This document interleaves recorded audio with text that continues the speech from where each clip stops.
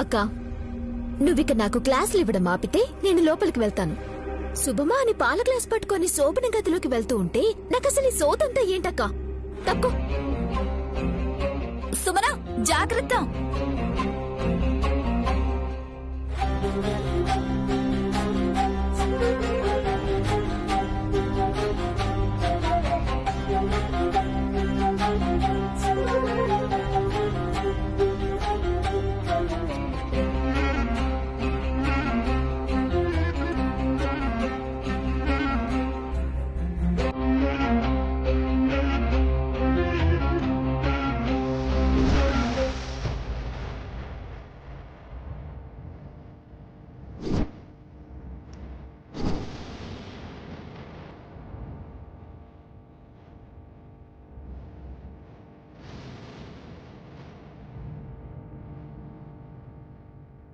బుల్లిబాబు గారు, నన్ను క్షమించండి. నేను చేసింది తప్పే, కానీ ఆ సమయంలో అలా చేయక తప్పలేదు. మీరు నాకు ఎక్కడ దూరం అయిపోతారో అని అలా చేయాల్సి వచ్చింది. నాకు మీరంటే అంత ప్రేమ. మరి దయచేసి నన్ను అర్థం చేసుకోండి.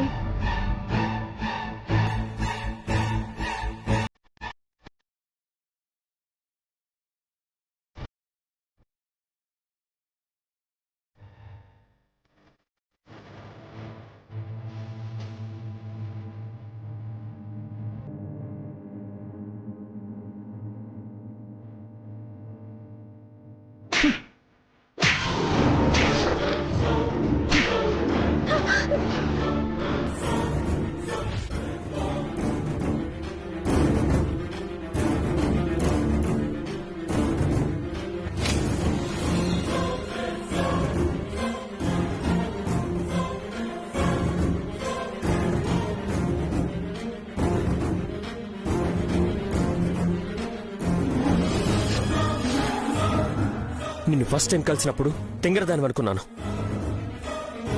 నా వెంట పడుతుంటే మరదలు కదా ఆట పట్టిస్తుందా అనుకున్నాను. ప్రేమ అంటే తెలియనితనం అనుకున్నాను. నీకిన్ని తెలివితేటలున్నాయని నేను అస్సలు ఎక్స్పెక్ట్ చేయలేదు.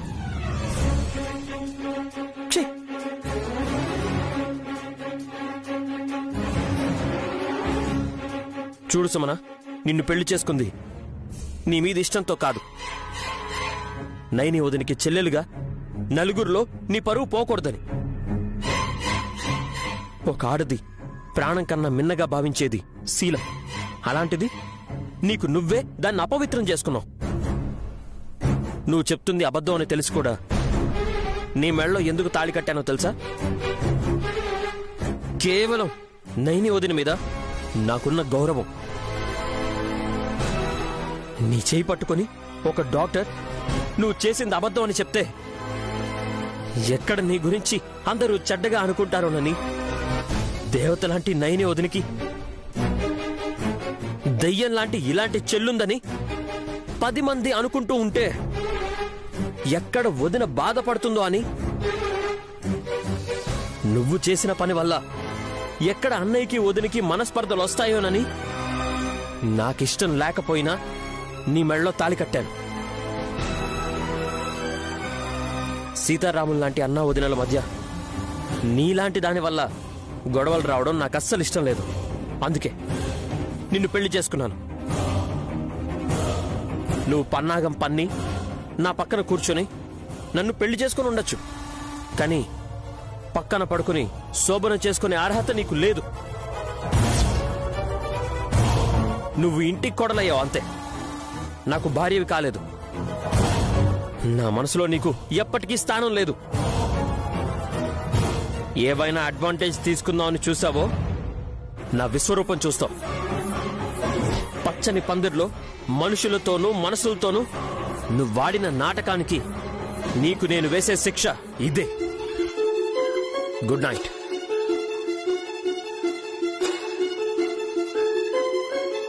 అయినా అంతమందిలో అంత పచ్చిగా నేను నీకు కడుపు చేశానని ఎలా చెప్పావు సుమనా? తలుచుకుంటుంటేనే అసహ్యం వేస్తుంది.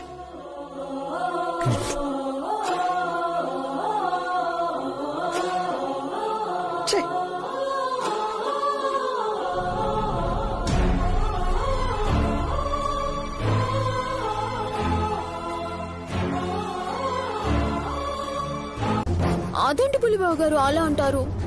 భర్త కోసం భార్య ముస్తాబవడం తప్ప?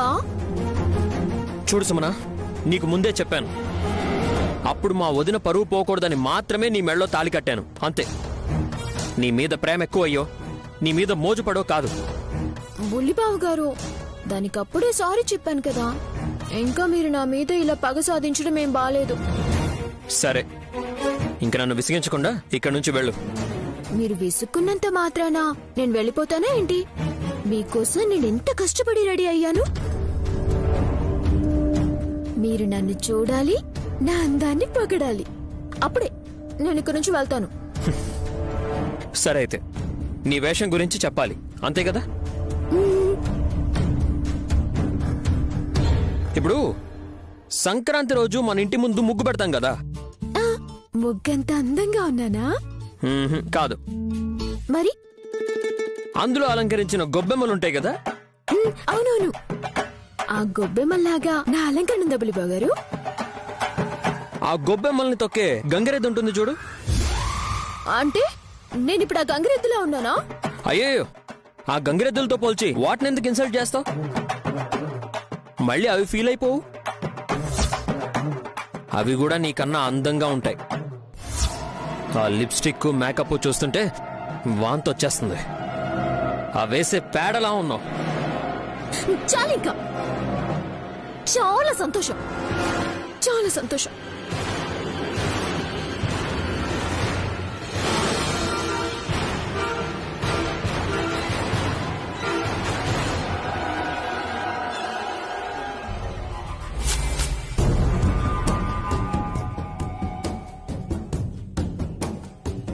ఏంటమ్మా సుమన అలా ఉన్నావు? ఏం లేదమ్మగారు. బ్యూటీ పార్లర్కి వెళ్ళి నీ భర్త కోసమే కదా ఇంత అందంగా రెడీ అయ్యొచ్చావు. మరి వెళ్ళి తన దగ్గర ఉండకుండా ఇలా బయటికొచ్చేసావేంటి? వాడేవన్నా అన్నాడా? ఏమైనా అన్నా పర్వాలేదమ్మగారు, కానీ బుల్లిబాబు గారు నా మొహాన్ని గంగిరెద్దు పేడతో పోల్చారు. అయ్యో, నాకు చాలా బాధ అనిపించింది. నేను ఈ డ్రెస్ లో బాగలేనా అమ్మగారు? మోడర్న్ మహాలక్ష్మిలా ఉన్నావమ్మా. అయినా వాడి భార్యగా నువ్వెలా ఉండాలి అనుకుంటున్నాడు. తల్లిగా నాకు తెలుసు కదా సుమన, అందుకే ఇలా రెడీ అవ్వమని నేను నీకు చెప్పింది. మరి బుల్లిబాబు గారు నన్ను ఎందుకు అలా అవమానించారు? సుమన, నువ్వు బాధపడకమ్మా. నిన్నన్న మాటలు వాడు నువ్వు నచ్చకో, నీ బట్టలు నచ్చకో అనలేదు. వాడి మనసుని ఎవరో చెడగొడుతున్నారు. నీ గురించి చెడుగా చెప్పి నీకు విక్రాంత్కి మధ్య దూరం పెంచాలని చూస్తున్నారు. పాపం అమాయకుడు, పైగా మంచివాడు. ప్రేమగా తీయగా ఎవరు ఏం చెప్పినా నమ్మేస్తాడు. నా గురించి చెడుగా చెప్పాల్సిన అవసరం ఎవరికుందమ్మగారు? ఇంకెవరో మీ అక్క నయనక్క సుమనమ్మా. మా అక్కక? మా అక్కెందుకు చెప్తుందయ్య గారు? ఎందుకంటే నిన్నటి వరకు అందరూ నయని నయని అని నెత్తి మీద పెట్టుకుని ఊరేగారు.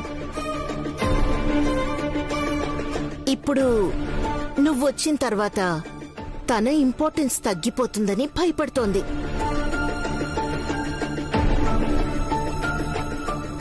అందులోనూ ఇలాంటి డ్రెస్లవి నీకు సూట్ అయినట్టు తనకి సూట్ అవ్వవు కదా. అందుకే మీ అక్కకి నువ్వంటే కుళ్ళు, అసూయ. అవునా అమ్మగారు? చెప్పే ఉంటుంది. బుల్లిబాబు గారితో మాట్లాడి నా పెళ్లి చేయమంటే చేయనప్పుడే నాకు అర్థమైంది మా అక్క బుద్ధేంటో.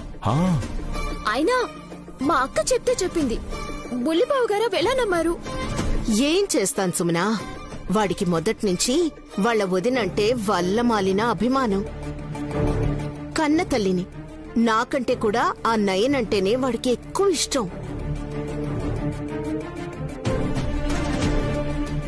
ఆవిడ్ని సీతమ్మలాగా, వీడు లక్ష్మణుడిలాగా తెగ ఫీల్ అయిపోతూ ఉంటాడు. అలాంటప్పుడు నయని చెప్తే నమ్మకుండా ఉంటాడా?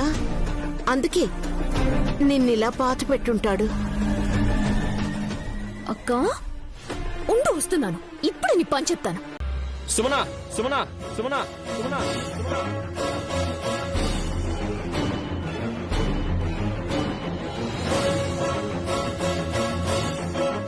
నీకెంత ధైర్యం ఉంటే వదినికి ఎదురు మాట్లాడతావు? నీకు పెద్ద చిన్న ఏం తెలీదా? బులిబాబు గారు, మా అక్క మీరు అనుకునేంత గొప్ప మనసున్నది కాదు. కడుపు నిండా కుళ్ళు, నడమంత్రపు సిరొస్తే నెత్తి మీదకి కళ్ళెక్కుతాయి అంటారుగా, అదే చందం. నోర్మోయ్!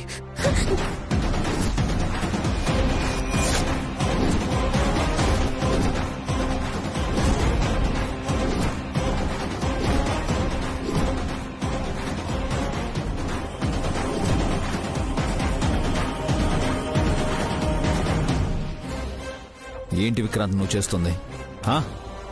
వదిన గురించి ఎలా మాట్లాడుతుందో చూసావా అన్నయ్య? ఏం మాట్లాడినా ఆడవాళ్ల మీద ఎట్టి పరిస్థితులను చెయ్యి చేసుకోకూడదు.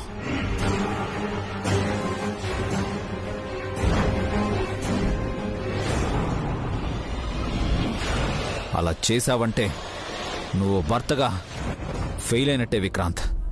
సుమనాన్ని కొట్టడమే కాదు, చంపేయాలి. విక్రాంత్, అప్పటి నుంచి చూస్తున్నాను, తన నోటికి అదుపే లేదన్నయ్య. ఒకవైపు వదిన మీద నిందలు వేస్తుంది, మరోవైపు హాసిని వదిన్ని చులకన చేసి మాట్లాడుతుంది. అందుకని ఆడపిల్ల మీద చెయ్యెత్తుతావా? అది మగతనం అనిపించుకోదు. అన్నయ్య, సుమన గురించి నీకు పూర్తిగా తెలీదు. తనకిలా చెప్తే గాని అర్థం కాదు. ఈ విషయంలో దయచేసి నువ్వు ఇన్వాల్వ్ కాకన్నయ్య. నువ్వు వెళ్ళు.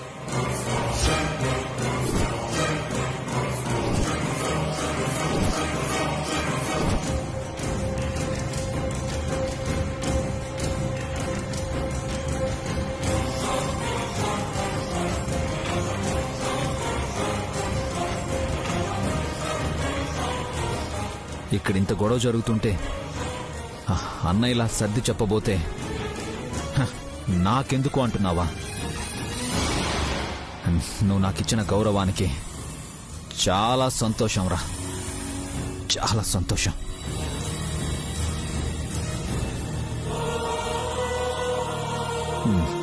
ఇంకెప్పుడు మీ గొడవల్లో నేను తలదూర్చను.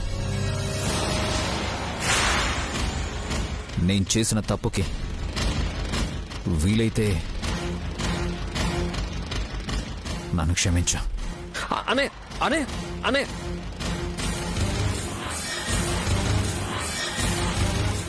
విశాల్,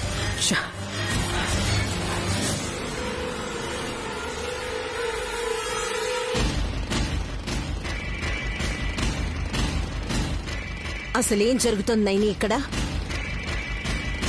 అయినా తను నీ చెల్లే కదా? నీ చెల్లెలంటే నీకెందుకంత అసూయ? సుమన్ అంటే నాకు అసూయ ఎందుకుంటుంది? మరి తను చిన్నపిల్ల, ఏదో ముచ్చటపడి తన భర్తకి కొంచెం అందంగా కనిపించాలని కాస్త ముస్తాబైతే నువ్వింత రాద్ధాంతం చేయాలా? అసలేం జరిగిందో తెలుసుకోకుండా మీరు కూడా నన్నే అంటున్నారా అమ్మగారు?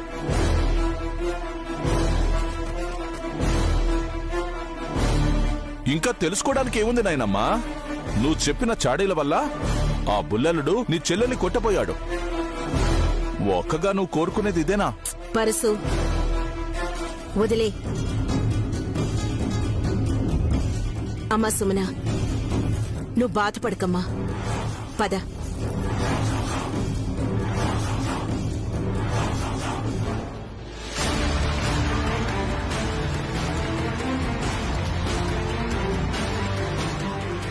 ఇప్పుడు నీ కళ్ళు చల్లబడినట్టున్నా నైని? ఎప్పుడు రామలక్ష్మణుల్లా కలిసుండే అన్నదమ్ముల మధ్య మనస్పర్ధలు వచ్చేలా చేసావు కదా, ఇప్పుడు నీకు చాలా హ్యాపీగా ఉంటుంది. అయ్యో దుర్తపిన్ని, ఇక్కడ గొడవ జరగడానికి కారణం సుమన. నువ్వు తనను వదిలేసి చెల్లి మీద పడుతున్నావేంటి? నీకు మనస్సాక్షి అంటూ ఒకటుంటే ఏది నిజమో ఏదబద్ధమో తెలుసుకొని మాట్లాడు. అంతేగాని గావురు కప్పలాగా నోరేసుకొని పడిపోకు. ఈ అక్కా చెల్లెళ్ల వల్ల ఏదో ఒక రోజు ఖచ్చితంగా ఈ కుటుంబం రెండుగా చీలిపోతుంది. అప్పుడు గాని ఈ పల్లెటూరి సంతని ఎందుకు తీసుకొచ్చావా అని అందరికీ బుద్ధి రాదు.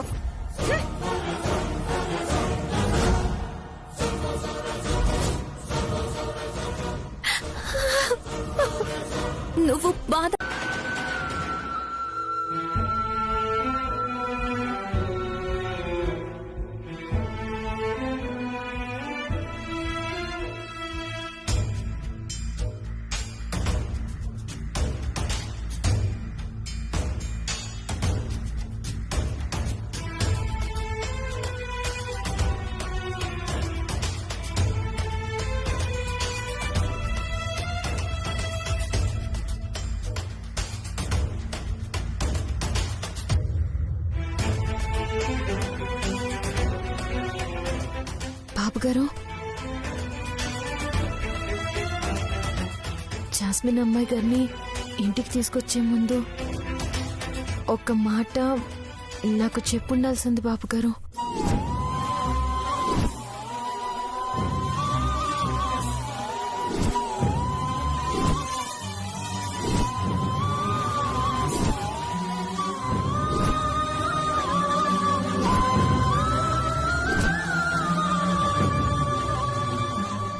అంటే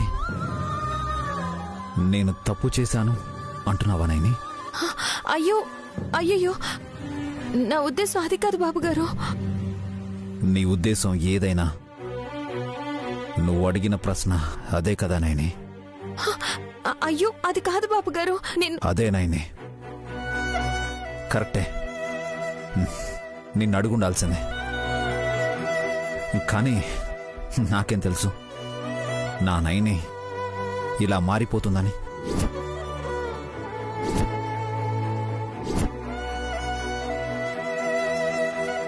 నేను మారిపోవడం ఏంటి బాబుగారు? లేకపోతే ఏంటి? మార్పు వచ్చింది కాబట్టే సాయం చేయడానికి ముందుండే నువ్వు ఈరోజు ప్రశ్నించడానికి నా ముందుకొచ్చావు. నేనెప్పుడు మిమ్మల్ని ప్రశ్నించాలని కానీ మీకేదో చెప్పాలని కానీ అనుకోను బాబుగారు. ఎందుకంటే మీకంటే నాకు నా ప్రాణం ముఖ్యం కాదు. మీరు నడిచే అడుగు జాడల్లోనే నేను జీవితాంతం నడుస్తాను బాబుగారు. నేను ఆ నమ్మకంతోనే నిన్ను ఒక్క మాట కూడా అడగలేదు నాయనే. ఏ విషయంలోనూ అడగాల్సిన అవసరం కూడా లేదు బాబుగారు. కానీ ఆ జాస్మిన్ అమ్మాయి గారు ఈ ఇంటికి వచ్చిన దగ్గర నుంచి ఈ ఇంట్లో ఎన్ని సమస్యలు వచ్చాయో మీకు కూడా తెలుసు. ఆఖరికి జాస్మిన్ అమ్మాయి గారి పెళ్లిలో కూడా అందరూ మీ వైపు పేలెత్తి చూపించారు. శ్రీరామచంద్రుడు లాంటి మీ మీద నింద వేస్తుంటే నా గుండె పగిలిపోయినంత పని అయింది. ఇప్పుడు మళ్ళీ మీరు జాస్మిన్ అమ్మాయి గారిని ఇంటికి తీసుకొచ్చారు. మీరు ఏ కారణంతో తీసుకొచ్చినా బయట చూసే జనాలకి మీరు పక్క పక్కనే ఉన్నట్టు కనిపిస్తారు, కానీ మీ మనసులో ఎలాంటి కల్మషం లేదని తెలుసుకోలేరు. వాళ్ళను మనమే నిజమని నమ్మేస్తారు. నువ్వన్నది నిజమే నాయని, కానీ నేనంత ఆలోచించలేదు. ఒకప్పుడు శత్రువైన కష్టాల్లో ఉంటే, ప్రమాదంలో ఉంటే నువ్వు ఎలా అయితే కాపాడేదానివో నేను జాస్మిన్ని అలాగే చూశాను. తనున్న పరిస్థితుల్లో నేను ఈ నిర్ణయం తీసుకోవాల్సి వచ్చింది.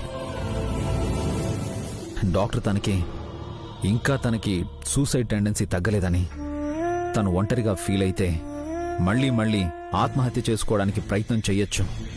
కాబట్టి ఎప్పుడూ ఎవరో ఒకరు తన్ని కనిపెట్టుకుని ఉండమని చెప్పారు. అందుకే ఈ నిర్ణయం. కష్టాల్లో ఉన్న ఒక అమ్మాయి పట్ల ఎలా స్పందించాలో మీరు అలానే స్పందించారు. కాకపోతే నాదొక విన్నపం బాబుగారు. విన్నపమా? ఏంటది? జాస్మిన్ అమ్మాయి గారికి ఎప్పుడూ ఎవరో ఒకరు తోడుగా ఉండాలి, అంతే కదా? నీలా జాగ్రత్తగా చూసుకునేవాళ్ళు. నాలా కాదు బాబుగారు, నేనే ఉంటాను. కాకపోతే ఈ ఇంట్లో కాదు. జాస్మిన్ అమ్మాయి గారు అదేదో వీసా వచ్చేదాకా ఉంటారంటున్నారు కదా, ఆ కొద్ది రోజులు మన గెస్ట్ హౌస్లో ఉంటాం. తనని మీరు చెప్పినట్టు గాజు బొమ్మలా జాగ్రత్తగా చూసుకుంటాను. ఇక్కడ మాత్రం వద్దు బాబుగారు. నేనెందుకు చెప్తున్నానో దయచేసి అర్థం చేసుకోండి. నువ్వు ఇంతలా చెప్తున్నావంటే అందులో ఏదో ఒక మంచి ఖచ్చితంగా ఉంటుందని నేను నమ్ముతానని. దురేంద్రమ్మ గారు నమ్ముతారంటావా శివ? నమ్మడం నమ్మకపోవడం అన్నదే తర్వాత విషయం నైని. ముందు నువ్వు చెప్పాలి కదా, నీ ప్రయత్నం నువ్వు చెయ్యి. సరే శివ, నేను వెళ్ళి జాస్మిన్ అమ్మాయి గారు పెళ్లిలో ఆడిన నాటకం గురించి దురంధర అమ్మగారితో నేరుగా చెప్తాను. అప్పుడు ఆ అమ్మగారే ఏదో ఒక నిర్ణయం తీసుకుంటారు.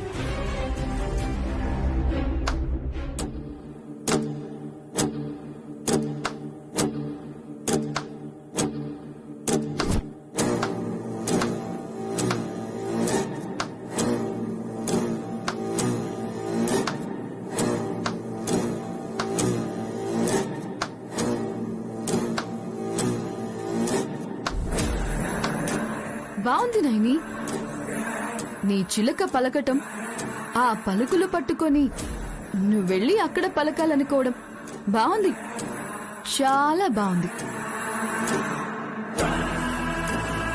ఎందుకంత కోపం నైని?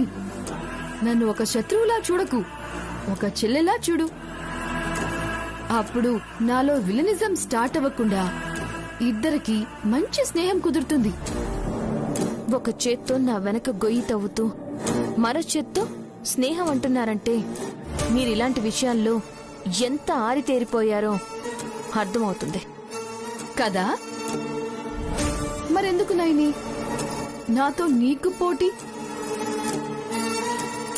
అయినా నీ చిలక పలుకులు పట్టుకొని దురంధర ఆంటీ దగ్గరికి వెళ్లి నా గురించి చెప్పేద్దామనే? ఆంటీ నమ్మేస్తారనే? ఒకవేళ నమ్మారే అనుకో, లాస్ అయ్యేది నువ్వే. ఏంటి బెదిరిస్తున్నారా? బెదిరించడం లేదు నైని, బోధిస్తున్నాను. ఏంటి అర్థం కాలేదా? అర్థం కాదు. ఎందుకంటే నీకన్ని తెలివితేటలే ఉండి ఉంటే నేను ఇంట్లో నుంచి ఎప్పుడో వెళ్ళిపోయేదాన్ని. చూడండి అమ్మాయి గారు, మిమ్మల్ని బయటికి పంపించడం నాకు నిమిషాల్లో పని. బాబుగారితో మీరు ఈ ఇంట్లో ఉండడం నాకిష్టం లేదని ఒక్క మాట చెప్తే వెంటనే మిమ్మల్ని మెడ పట్టుకుని బయటకు గెంటేస్తారు. మిమ్మల్ని అలా బయటకు గెంటేకపోవడానికి కారణం నా తెలివి తక్కువతనం కాదు. సాటి ఆడదాన్ని అలా గెంటేయడం సరైన పద్ధతి కాదు అని నేను ఆలోచించే నా మంచితనం.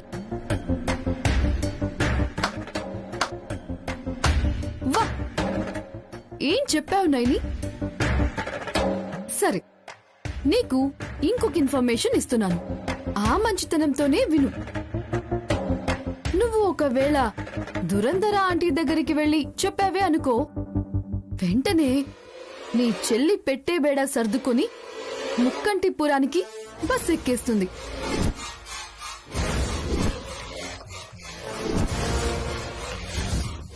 మరి పెళ్లిలో మీ చెల్లి ఆడిన ప్రెగ్నెన్సీ నాటకం అలాంటిది కదా నైని?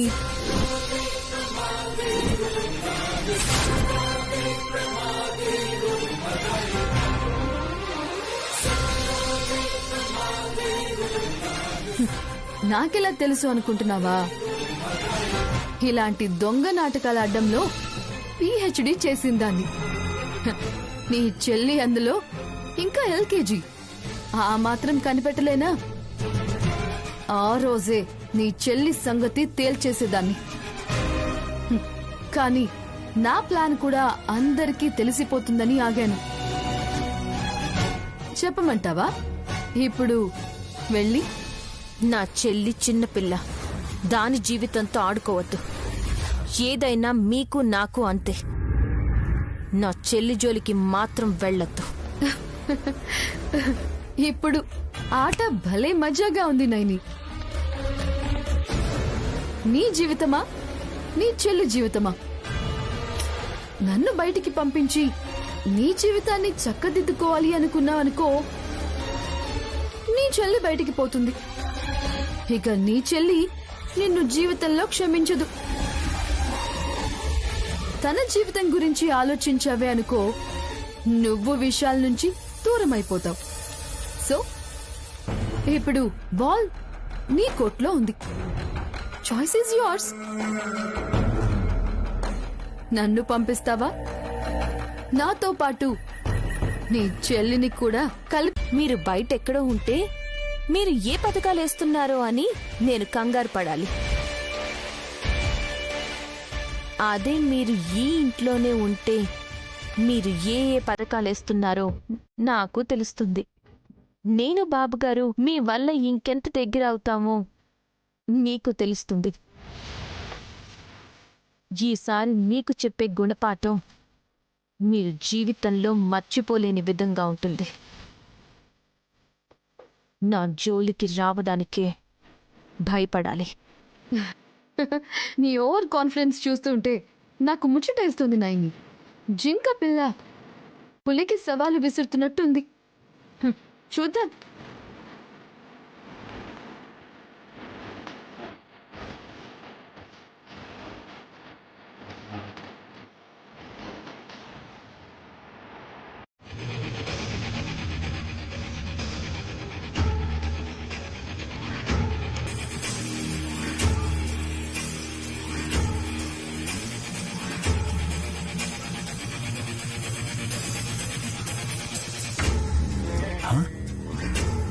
ఏంటి హాస్ని సిస్టర్, ఈ దత్తత ఆపటానికి మళ్ళీ ఏమైనా ప్లాన్స్ వేస్తున్నారా?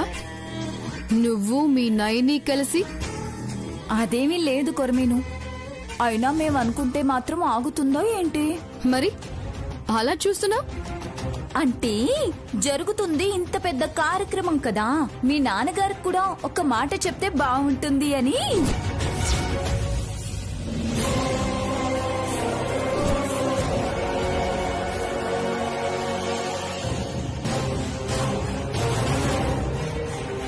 మాట్లాడవేంటి కొరమీను?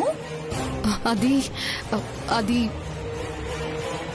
అది ఈ ఆలోచన నీకొచ్చిందా లేకపోతే నయనీకొచ్చిందా? చూడు దుర్దపిన్ని, నువ్వు ప్రతి దానికి మధ్యలో చెల్లిని తీసుకురావద్దు. అయినా నేను అడిగిన దాంట్లో తప్పే ఉంది. కన్న తండ్రి ఉండగా మీరు దత్తత తీసుకుంటున్నారు. ఆ విషయం ఆయనకు కూడా తెలిస్తే బాగుంటుంది కదా. రేపు మళ్ళీ ఏ గొడవలు ఉండవు. అసలే కొరమేన్ వాళ్ల నాన్న లాయరు. నేను బతుకుండగా నా కూతుర్ని ఎందుకు దత్తత చేసుకున్నారు అని నీ మీద కేసు పడేశారనుకో, లాక్కోలేక పీక్కోలేక కోర్టుల చుట్టూ తిరగాలి. నా కూతురు చచ్చిపోయిందని నెత్తిమీద నీళ్లు కూడా పోసుకున్న పెద్ద మనిషి ఇంకే మొహం పెట్టుకుని వస్తాడు? వచ్చినా ఇక్కడ అతను చేసేదే ఉంటుంది. మీ ఇష్టం. మీ మంచి కోసం నాకు తోచిందేదో చెప్పాను. అవును కొరమేను, నువ్వెలాగో దత్తత వెళ్లిపోతున్నావు కదా అని ఆస్తిలో నీ భాగం కూడా మీ అన్నయ్యకి రాసేస్తే ఈ దుర్దపిన్నికి పెద్దగా ఆస్తి పాస్తులు కూడా ఏమీ లేవు. ఆ విషయం గురించి ఆలోచించావా? చూడండి హాస్ని సిస్టర్, మీరన్నట్టే మా డాడీ ఆస్తి మొత్తం మా అన్నకి రాసేసినా పర్వాలేదు. నేను ఆస్తుల కోసం ఆలోచించడం లేదు, ఆత్మీయతల గురించి ఆలోచిస్తున్నాను. ఎందుకు హాసనమ్మ గారు జాస్మిన్ అమ్మాయి గారిని అలా నిరుత్సాహపరుస్తున్నారు?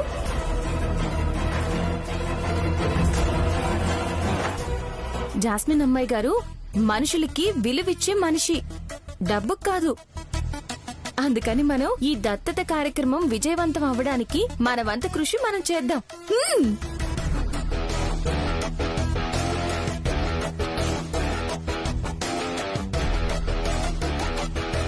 పద చెల్లి. ఏంటక్కా నయనమ్మ ఈ దత్తత కార్యక్రమాన్ని సపోర్ట్ చేసి మాట్లాడుతోంది?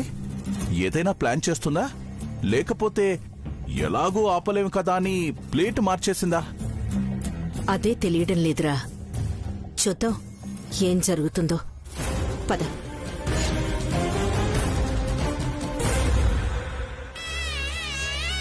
అక్షంతలు వేసి నమస్కారం చేసుకోండి అమ్మా.